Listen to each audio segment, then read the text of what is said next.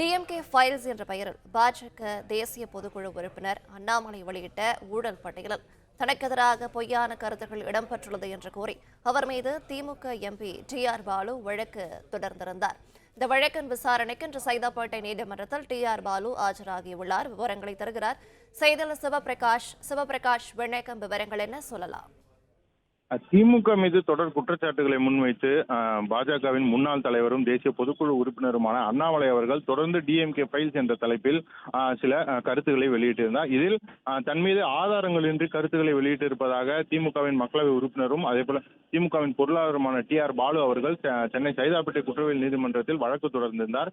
இந்த வழக்கில் அண்ணாமலை ஆஜராகி பதிலளிக்க வேண்டும் என்று கூறப்பட்ட நிலையில் ஜூலை 17ஆம் தேதி இந்த வழக்குக்காக அண்ணாமலை ஆஜராகின நிலையில் டி.ஆர். பாலு அப்போது ஆஜராகவில்லை. இதன் காரணமாக அவர் தரப்பு விளக்கத்தை கேட்பதற்காக இன்று ஆகஸ்ட் 28ஆம் தேதி இன்று அதற்கு நேரில் ஆஜராகி அவர் விளக்கம் அளிக்க வேண்டும் என்று நீதிமன்ற சார்பில் தெரிவிக்கப்பட்டிருந்தது. இதன் காரணமாக இன்று சென்னை சைதாப்பேட்டையில் இருக்கக்கூடிய 17வது குற்றவியல் நீதிபதி செல்வகுமார் முன்னிலையில் தற்போது டி.ஆர். பாலு ஆஜராகி இருக்கிறார். விவரங்களை வழங்கியமைக்கு நன்றி சிவபிரகாஷ்.